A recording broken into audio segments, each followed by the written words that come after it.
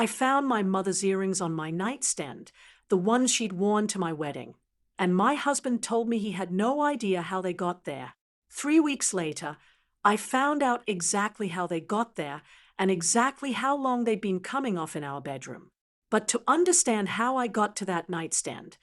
I need to take you back to the family that raised me and the man I thought I knew. I need to start this story by telling you something that still feels strange to say out loud, even now, years after it happened. My husband, Ryan, had an affair with my mother. Not my mother-in-law, my own mother, the woman who raised me, who walked me down the aisle when my father couldn't be there, who I called every single Sunday of my adult life just to talk about nothing in particular. I married Ryan when I was 26, after 4 years of dating that felt, at the time, like the easiest, most natural relationship I'd ever had. We met at a mutual friend's housewarming party, where he spent most of the evening helping the host assemble a bookshelf instead of socializing, an image that struck me as endearing in a way I couldn't quite articulate at the time. He was steady, funny in an understated way, the kind of person who remembered small details about your life and brought them up weeks later in a way that made you feel genuinely seen. My mother, Diane, adored him from the very beginning, more than I think she'd adored any partner I'd brought home before. She used to joke that he was the son she never had, a comment I found sweet at the time and have thought about with a very different feeling every single day since. She'd invite him over for dinner even before he and I were officially serious, ask his opinion on home repairs, treat him, almost immediately, with a familiarity that took most of my previous boyfriend's months or years to earn from her. I remember feeling grateful for how easily he fit into my small family, especially since my relationship with my father had grown distant after the divorce, leaving my mother as the primary family figure whose approval genuinely mattered to me. My mother had been divorced from my father for almost 15 years by the time I met Ryan, single for most of that time, having thrown herself into raising my younger brother and me after the divorce with an intensity that, looking back, probably left very little room in her life for anything resembling her own romantic fulfillment. She dated occasionally over those years, nothing that ever lasted more than a few months, and eventually seemed to settle into a kind of contented singleness that I never questioned, assuming, the way children often do about their parents, that her life was exactly as full and satisfied as it appeared from the outside. She was 54 when Ryan and I got married. He was 31. I mentioned their ages not to be indelicate, but because the age gap became, later, one of the details that made the entire situation even harder for me to process, a detail that made the betrayal feel less like a simple affair and more like something categorically different, something I still don't have perfect language for. The early years of our marriage were, by any reasonable account, happy ones. Ryan worked in commercial real estate, a demanding job that required frequent travel, and my mother, retired by then and living only 20 minutes from us, became an enormous, constant presence in our daily lives. She'd come over several times a week, help with meals, eventually help with our daughter once she was born 3 years into the marriage. I remember feeling, during those years, genuinely fortunate, grateful that my husband and my mother got along so effortlessly, grateful that my daughter had a grandmother so involved in her daily life. There was a period, around our 4th year of marriage, when Ryan's travel schedule increased significantly, sometimes 3 or 4 nights away each week for work. My mother's presence in our house increased correspondingly during that time, ostensibly to help me manage our then-toddler daughter alone, and I remember being nothing but grateful for the extra hands, never once questioning why she seemed to know Ryan's travel schedule as well as I did, sometimes better, arriving on days he was away with a specificity I assumed was simply thoughtful planning on her part rather than something else entirely. I want to be honest about the signs I missed, because I think about them constantly now, replaying moments that seemed innocent at the time and feel, in retrospect, almost unbearably obvious. My mother started dressing differently around the time my daughter turned 2, more put together on the days she knew she'd be coming over, small details I noticed only in the vaguest way, the kind of observation that registers and then gets filed away without examination because the alternative explanation is too ugly to consider. Ryan started taking phone calls in other rooms more frequently, calls he described, when I asked, as work-related, clients with difficult schedules, nothing that raised any specific alarm at the time. There was also, I remember now, a strange tension that would occasionally surface between them at family dinners, brief moments of an almost private joke passing between them that I read, at the time, as simply the natural ease of two people who'd grown close over years of proximity. The affair, I eventually learned, had been going on for just over a year by the time I discovered it, though the exact beginning remained blurry even after both of them eventually gave me their own versions of the timeline, versions that conveniently, predictably, never quite matched each other. The earrings were what finally broke it open. I found them on my nightstand on a Tuesday morning, small gold hoops I recognized immediately because I'd seen photos of my mother wearing them at my own wedding, and details so specific and so wrong that my mind actually refused, for a moment, to process what I was looking at. I asked Ryan about them that evening, expecting some mundane explanation, a coat closet mix-up, anything. He told me, without much hesitation, that he had no idea how they'd gotten there, that maybe my mother had left them during one of her visits, and they'd somehow ended up on my nightstand by accident. I believed him. I want to be honest about that, because I think it matters for understanding how thoroughly a betrayal like this can hide inside the ordinary texture of a life you trust completely. I believed him for almost 3 more weeks, weeks where I now know, with sickening clarity, that he and my mother continued exactly what they'd been doing for over a year, in my house, in my bedroom, while I was at work, while my daughter was at daycare, while I called my mother every single Sunday to talk about nothing, unaware that I was talking to the person actively destroying my marriage from the inside. The actual discovery happened by accident, the way these things often do, in a moment far less dramatic than the betrayal itself deserved. I came home early from work with a migraine, a genuinely mundane reason that turned into the worst afternoon of my adult life. I found my mother's car in my driveway, which wasn't unusual on its own. She often came over on weekday afternoons. What was unusual was the silence in the house when I walked in, the particular quality of stillness that told me, before I even reached the bedroom, that something was deeply wrong. I'm not going to describe, in detail, exactly what I walked in on, because some things don't need to be relived in that much specificity to make the point. What I will say is that the sound my mother made when she saw me standing in the doorway is a sound I still hear sometimes, in quiet moments, a sound that contained absolutely no genuine surprise, only the particular horror of finally being caught after successfully hiding something for so long. I remember standing frozen in that doorway for what felt like an impossibly long time, my mind doing the strange, dissociative thing minds do when confronted with something too large to immediately process, cataloging irrelevant details, the color of the sheets, a half-empty glass of water on the nightstand, anything except the actual center of what I was looking at. I left the house within minutes, driving to a nearby parking lot where I sat for almost 2 hours, unable to fully process what had happened, unable to call anyone, unable to do anything except stare blankly at the steering wheel while my phone buzzed repeatedly with calls from both of them. I didn't answer either of them that day. I picked up my daughter from daycare on autopilot, made her dinner, put her to bed. And only after she was asleep did I finally sit down and allow myself to fully absorb what I'd seen, sobbing in a way I don't think I'd ever cried before in my adult life, a specific, guttural kind of grief that felt less like sadness and more like something being physically torn out of me. I want to talk about the specific texture of betrayal when it comes from two directions simultaneously, because I don't think most people understand it unless they've lived through something similar. Losing Ryan in that moment felt, in some strange way, almost secondary to losing my mother, because a husband's betrayal, however devastating, exists within a category of pain that at least has some cultural script attached to it. There are songs about cheating husbands. There are support groups, articles, an entire genre of understanding built around that specific wound. There is no script for what happens when your own mother, the person who is supposed to be your first and most unconditional source of safety in the world, becomes the person actively, deliberately dismantling your family from within. My mother tried, in the immediate aftermath, to frame what had happened in a way that made it somehow more palatable,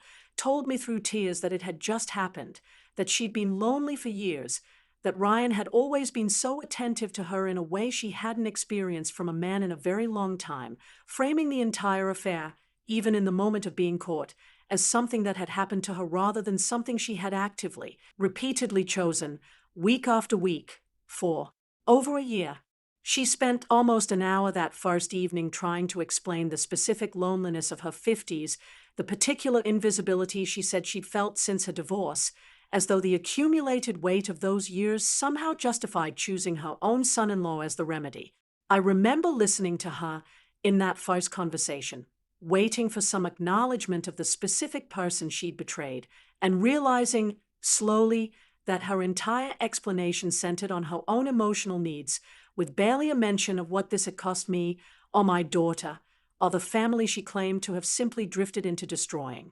Ryan, for his part, offered an explanation that shifted depending on which day I asked him, sometimes describing it as a mistake he deeply regretted, other times, in moments of startling honesty I think he immediately regretted revealing, describing something closer to genuine feeling, an admission that somehow made the entire situation feel even more grotesque than a simple, meaningless physical betrayal would have. In one particularly difficult conversation, about 6 weeks after the discovery, he tried to explain that my mother had, in his words, understood him in ways he felt I sometimes didn't, a comment so disorienting in its cruelty that I remember physically leaving the room rather than responding, unable to process the idea that he'd constructed some narrative where this qualified as an emotional connection rather than simply the calculated destruction of two relationships at once. I want to pause here and talk about my daughter, because she was 3 years old when all of this came apart, too young to understand any of it directly,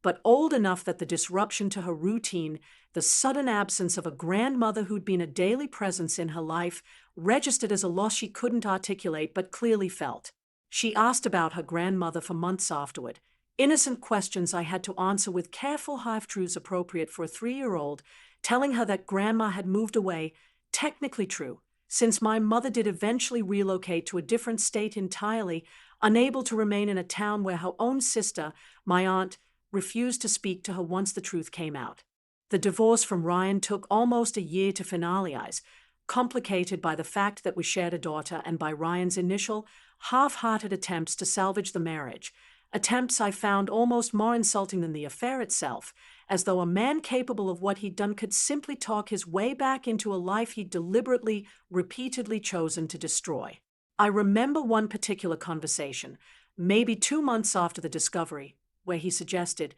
with what seemed like genuine confusion at my refusal, that we could move past this the way other couples moved past ordinary infidelity, apparently failing to grasp that there was nothing ordinary about the specific configuration of what he'd done. My younger brother, Jake, took the news almost as hard as I did, though from a different angle entirely. He'd always had a slightly more distant relationship with our mother than I had, something I'd never fully understood until this happened, and he told me, once everything came out, that he'd always sensed something performative about her devotion to family, a suspicion he'd never voiced because it felt disloyal without concrete evidence. Learning the truth confirmed something he said he'd quietly suspected for years, though he was careful to tell me he took no satisfaction in being right about it. Jake became, in the months that followed, one of the few people I could talk to who understood the specific, layered nature of the betrayal without needing extensive explanation, since he was navigating his own complicated grief about our mother simultaneously. My relationship with my mother, in the years since, has remained almost entirely severed, a decision I've had to defend repeatedly to extended family members who seem to believe that blood requires a kind of automatic forgiveness that I've never been able to locate within myself regarding this specific situation. Some relatives, surprisingly, tried to suggest a kind of equivalence between my anger and what they characterized as an unfortunate but understandable human failing, comments that left me quietly furious in ways I'm still working through even now. My mother has reached out periodically, letters mostly, since I stopped answering her calls entirely within the first few months, letters that oscillate between genuine seeming remorse and, uncomfortably often a kind of self-justifying explanation that never quite lands as a real apology, more an attempt to have me understand her loneliness as sufficient context for what she did. I want to talk about my aunt, my mother's younger sister, because her response to all of this became, unexpectedly, one of the most stabilizing forces in my life during that period. She'd always been close with my mother, the two of them talking almost daily for most of my life. And when the truth came out, she made a decision I didn't ask her to make and wouldn't have expected, choosing to stop speaking to her own sister entirely, telling me directly that some choices simply forfeit the relationship that would otherwise excuse them. I remember the specific conversation where she told me this, sitting in my kitchen just weeks after the discovery, her own eyes red from crying over a sister she'd known her entire life, saying that she understood grief could explain loneliness, but that it could never explain a year of deliberate, repeated choice made in her own daughter's house, in her own daughter's bed. She became, in many ways, the maternal presence in my daughter's life that my own mother had disqualified herself from continuing to hold, showing up at school events, taking on the small daily rituals of grandparenting that my daughter had lost without fully understanding why. She started a tradition, about 6 months after everything happened, of taking my daughter for a standing Saturday morning breakfast, just the two of them, a ritual that continues to this day and that my daughter now describes, when asked, as one of her favorite parts of the week. I've never told my aunt directly how much that specific gesture meant to me, this quiet, deliberate act of stepping into a role she never asked for, simply because she recognized a child needed continuity that the adults around her had shattered. I found a therapist about 4 months after everything came apart, someone who specialized, specifically, in family betrayal rather than general marital counseling, since I quickly realized that standard divorce support groups weren't equipped for the particular shape of what I was processing. She was the first person who helped me understand that my anger toward my mother wasn't disproportionate or unusual, that betrayal from a parent figure activates a different,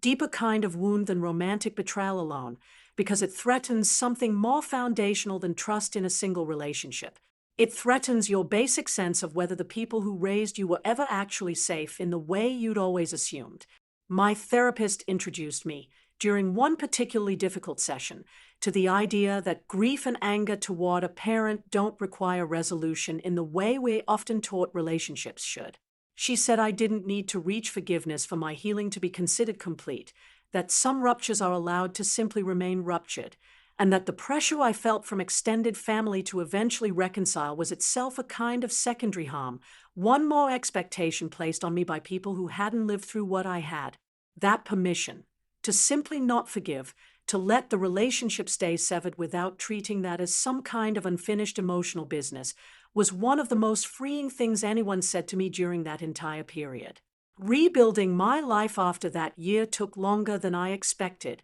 longer than any of the divorce paperwork or custody arrangements themselves required. I moved, about 18 months after the discovery, to a new house across town, a decision that felt, at the time, almost absurdly practical for something so emotionally significant, but that gave me a physical space entirely uncontaminated by either of their presences, a house neither of them had ever set foot inside. I remember the specific relief of that first night in the new house, sleeping in a bedroom that held no memory at all, good or bad, simply blank space I could fill with my own life going forward. Dating again, when I eventually tried, came with its own particular complications I hadn't anticipated. I found myself, for a long time, unable to fully trust the ordinary warmth between a partner and my extended family, watching for signs of the specific kind of intimacy that had once seemed, in Ryan's case, like nothing more than a happy coincidence of two people I loved getting along.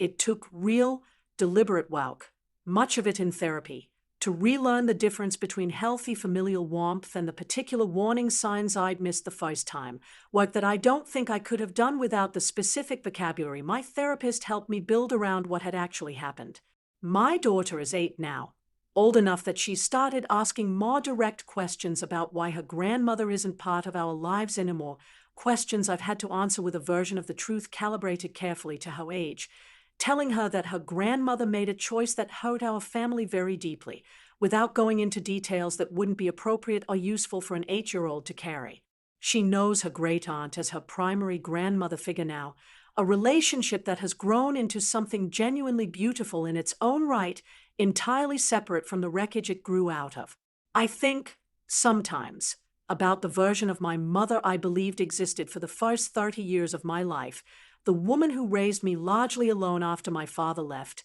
who I genuinely believed had sacrificed her own romantic life for the sake of stability for my brother and me. I don't know, now, how to reconcile that woman with the one who spent over a year in an active, deliberate affair with my husband, in my own house, while continuing every single Sunday phone call as though nothing had changed. I've stopped trying to fully reconcile those two versions of her. I think, sometimes, people simply contain both the genuine sacrifice and the capacity for this specific kind of betrayal, and that understanding that duality doesn't require me to forgive the second part in order to have genuinely experienced the first. I've thought often, too, about the specific mechanics of how something like this remains hidden for over a year inside a family that saw each other constantly, multiple times a week, with no significant gaps in contact that might have made concealment easier. I've come to understand that proximity itself can become a kind of camouflage,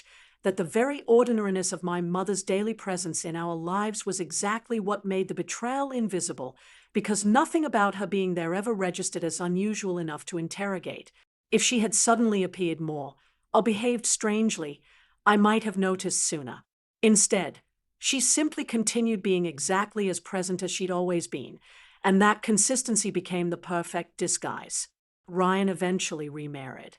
I learned through mutual acquaintances, someone significantly closer to his own age, a detail I noted without much emotional reaction beyond a distant, almost clinical curiosity about whether he'd ever fully reckoned with what he'd done, or whether he'd simply filed it away as an isolated mistake he didn't need to examine further. My mother, as far as I know, remains alone in the new state she relocated to, a piece of information I only have because my brother maintains minimal, occasional contact with her, enough to know she's alive and functioning, not enough to have any real relationship. I've made peace, mostly, with never fully knowing how she's processed what she did, whether she's found the kind of genuine reckoning I might have eventually respected, or whether she's simply continued constructing the same self-justifying narrative she offered in those first difficult weeks. If you take one thing from this story, let it be this: betrayal doesn't always come from the direction you'll brace to defend against.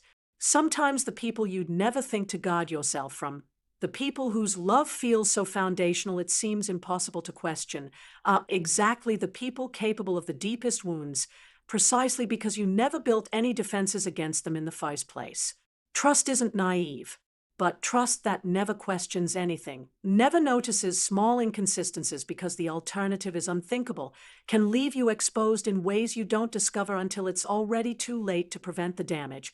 only to begin, slowly, the work of surviving it.